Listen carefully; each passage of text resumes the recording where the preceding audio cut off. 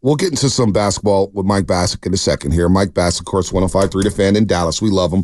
Former Major League Baseball pitcher. I've been watching the MLB League Pass. He's been on the Rangers calls at times. He does it. Mike Bacsik's talented, man. He's well-rounded.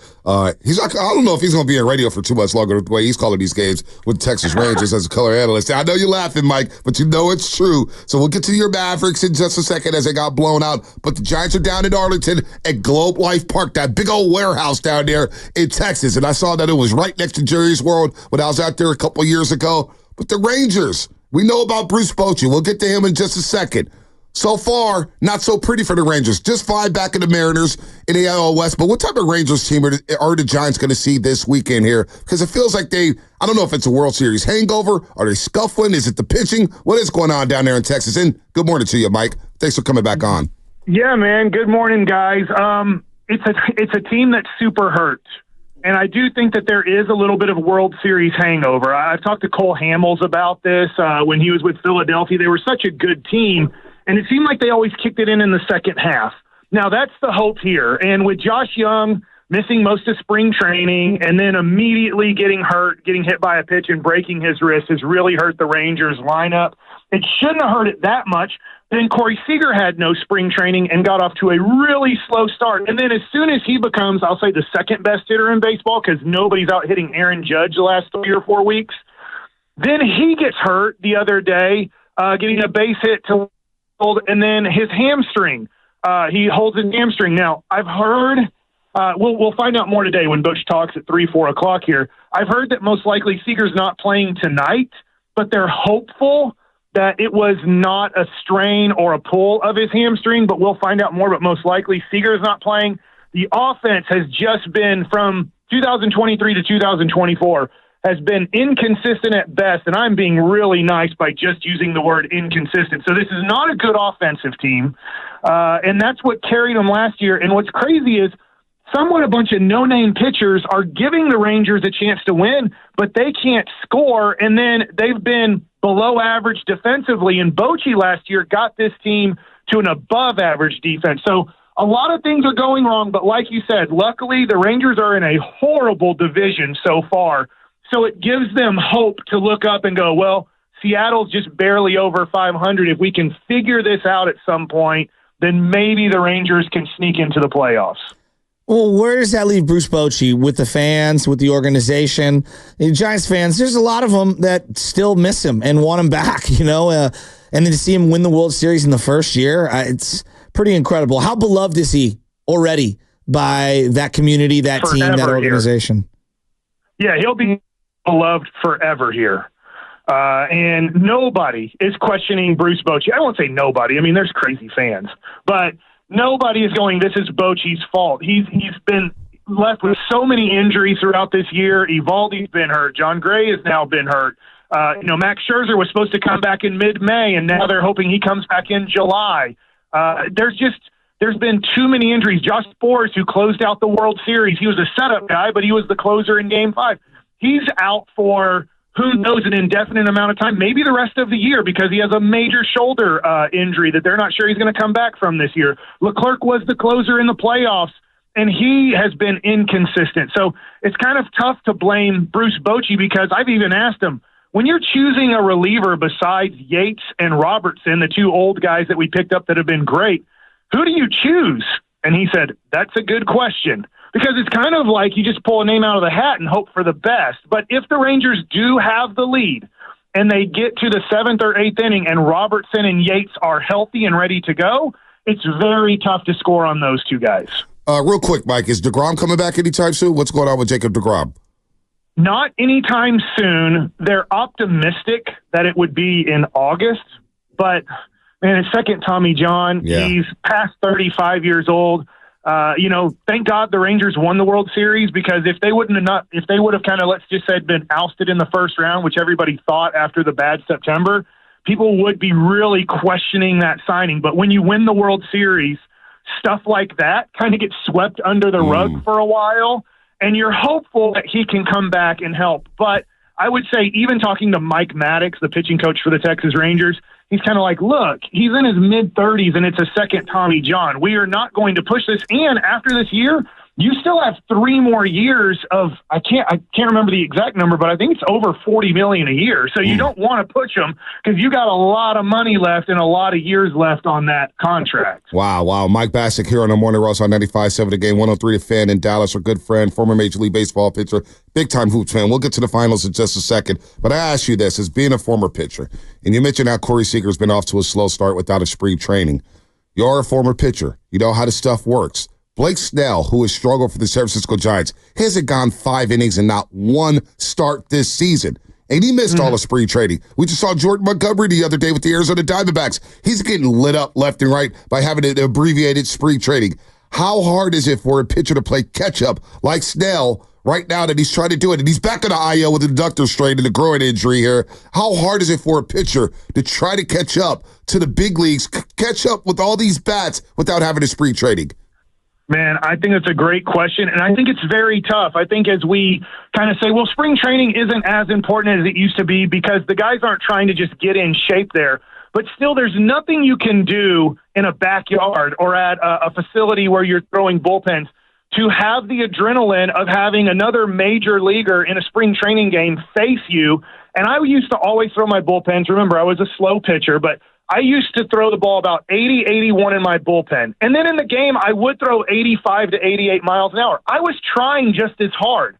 But the adrenaline rush of being in a game and then versus a professional hitter would add that 4 to 6 miles an hour that I needed to at least compete at a major league level. And so all of a sudden you can do all you want in the off season, but if you don't go to spring training and build up your arm strength and build up where, okay, I'm a little bit sore today, but I'm going to work through it. And 2 days from now when I'm on the mound, I'm going to feel better. And your body just starts getting used to it. The best way I can explain it is if you haven't lifted weights in a long time, and that first time you get out and lift weights, you're going to feel great. But then the next couple of days, you're going to be like, I don't know if I've ever been this sore. But then the more you build up, 3 weeks later, you're doing more weight. You're maybe doing a few more reps. And you're like, I'm not sore at all after doing this. And that's the way pitching can be. So for guys like Blake Snell and Jordan Montgomery, it's very tough because you just get kind of thrown into the action. And one thing that I disagree with, but I understand it's happening, especially for the Rangers, is now guys aren't going out on rehab stints. There's like, well, they're going to throw 3 innings anyway. Just throw 3 innings in the major leagues and we'll use our pen that day. But 3 innings in the major leagues, there's just so much more intensity to it than pitching in AA. AA is a very good level, but there's only going to be 2,000 people there. You're not facing the major leagues. It's not about results. The major leagues is all about results. Sometimes if a dude hits 110 but at a right fielder, hey, we got an out. Make a better pitch next time, but we got an out. But you give up a little dinker over the second baseman and 2-run score because you walked a couple of guys because you weren't on your game. That hurts us. We just lost a major league game. Yeah. The Giants are going through that right now where, they've got a lot of young guys that came up and some have stayed, and like Elliot Ramos, and some of them haven't performed and they went back down because you can't develop at the big league level. How do you view the Giants right now? Farhan, Bob Melvin, the San Francisco Giants, their roster, where they're at as an organization. We're stuck here. There's a lot of frustration. And so how do people outside view this Giants team? Well, I hate saying this, but my honest opinion, I'm doing the game tonight on Bally's, is they're just another team. They're just a team in Major League Baseball that's going to play around 500. Maybe they're 5 games below at the end of the year. Maybe they're 5 games over. I think that would be honestly a good year for San Francisco. But they're just one of those teams. They're going to win some games. There's some talent there. They're not a bad team. They're not going to be in the bottom 5 or probably not even the bottom 10 of baseball teams at the end of the year. But they're not really a threat in baseball. And the tough thing now, you'd have to help me out here with their farm system and their young guys. I don't hear about anybody being the next guy or the next guys where, like Washington Nationals, for example. I know that they're at the bottom kind of, but I feel like Washington has enough names in AA, AAA, and at the major league level that I could see 2 years from now them being a 90-win team. Now, a lot of things have to develop there. But when I see San Francisco and know their organization a little bit, I don't hear or see anything about, but 2 years from now, we have 5 prospects in the top 50 who should really help this organization, and we have the money to also help them.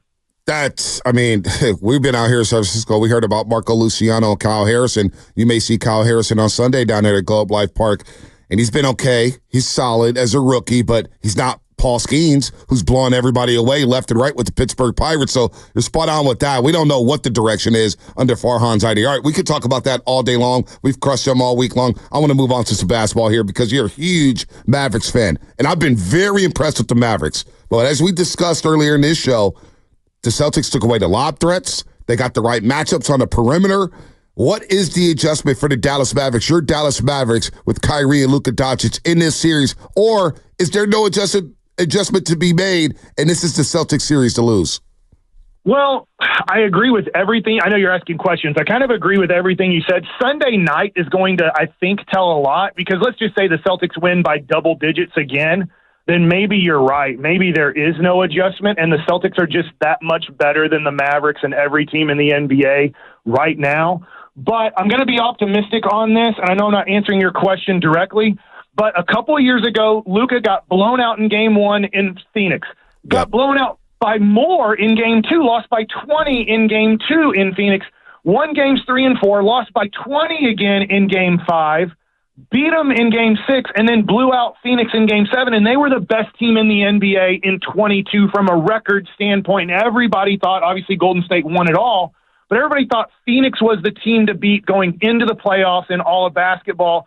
And Luka didn't compete for three. I say Luka, the Mavericks, didn't compete for 3 games in that series. So you thought Game 7, Booker, Ayton, Chris Paul, Bridges, they're just all going to kind of beat up on the Mavs again in this do-or-die game, and it didn't happen. And maybe that's the way you beat Boston. Maybe they're better than you, but maybe Luka and Kyrie has to play a lot better than last night. Yeah.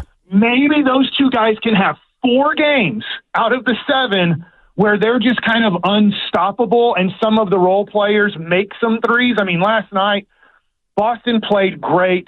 The Mavs, I have a joke today because I do have from a long time ago a number 16 Mavs jersey, which probably nobody's going to remember, but on the back of the jersey, it is the name, it's Wang. And I just say, hey, the Mavs played like Wang last night.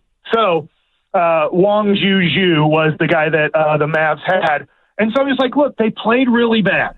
Boston played great. And I think there's going to be adjustments made. I think it's going to be a close game too. But that was really scary from a Maverick standpoint of if they're going to play that well, they're pretty unbeatable. But you have to hope that they don't make 7 3-pointers in the first quarter. They average 16 makes a game, Boston. And I said yesterday, you have to hold them under that 16 to win their games. Because if they hit more than 16 3-pointers, I don't know if you can beat them. And they had 11 at halftime. And then by the start of the fourth quarter, the game was pretty much decided. 62-9 Boston when they hit at least 15 threes in the game this season, Shasky. 62-9 the Boston Celtics. Wow. Before you get on out of here, you're obviously in the Dallas area. Cowboys are big. These guys were drafted in the same class, Aiyuk and CeeDee Lamb. A lot of people put CeeDee in that elite category. 9 guys have been extended or have signed free agent contracts from that wide receiver, position. Is Brandon Aiyuk an elite wide receiver? I'm going to say that he's on the cusp. He's right outside of it. But the great thing about San Francisco is they have such depth and offensive weapons that he doesn't have to take on the role that CeeDee Lamb has to take on in Dallas. He can, if he gives you 5 catches for 75 yards, you guys can still win games pretty easily. If CeeDee Lamb this upcoming season has 5 catches for 75 yards, we're going to hand the ball to Ezekiel Elliott 15 times for 40 yards. Like, I don't. And Brandon Cooks is a nice role receiver. Like, he's nice. He's not bad. The Cowboys don't know who their number 3 is. It's Tolbert, who's a young kid who hasn't done great. Then they're using some other guys. They're using the little kid Turpin, who returns punts and kicks, and saying, we're going to use him more this year. Well, all right. Good luck with that. Using a 5'7", 160-pound guy and having a major impact in 17 weeks of a season. I don't know what the Cowboys are doing, honestly, but I do think San Francisco is poised to win it all. I would be shocked if they're not in the Super Bowl again, but I know how difficult it is to repeat and get back to the Super Bowl as the losing Super Bowl team. Well, I'm like this, Mike. If I know the Niners are in an NFC Championship game and Kansas City's in the AFC Championship game, pardon me, I don't even know if I want to go to the Super Bowl. I'm dead serious. I don't even want to go through that. I understand, because last night it hurt so much. I got in the swimming pool at halftime going, man, I don't know if I want to watch the rest of this game. It's so much fun being a fan of a team, and when they win, it's just this unbelievable feeling. But when they lose, you're like, do I even want to be in this situation? Because it hurts so much. The closer you get, it hurts even more. I'm sure RJ Sean loved Shask and I walking out of Allegiant Stadium depressed last season. Mike, you're always good to us, man. Thanks for the time. Mike, how much do they hate us? Oh, they just like. In fact, when I go to crosstalk here in a second, they're like, you were on with the San Francisco guys. And I'm like, man, they're good guys to me. I love having the conversation. We have real conversations. Yep, they're unable to do that. That's unfortunate. It's unfortunate. Have fun with crosstalk. Have fun. Hey, you're doing a hell of a job in that booth, Mike. Seriously, man. I'll check in on some Texas Rangers games because you guys got a lot of great players, fantasy baseball purposes. You're doing a hell of a job, Mike. Thank you guys so much. I'm having a blast doing it. All right, Mike. Take care, man. Enjoy the finals. Enjoy the series this weekend with the Rangers and the Giants. All right. Be's locked in right now. Be locked in right now, because at 7:50 we will ask a question about what happened during this next 15 minutes. And if you get the question right, you will win. My boy Loon Dog. And no, there's no Fit Aid on here, but it's a Loon Dog bobblehead, Kevon Looney. And you get to qualify for an autographed Steph Curry jersey. So we're going to do that. So there's a lot from Mike.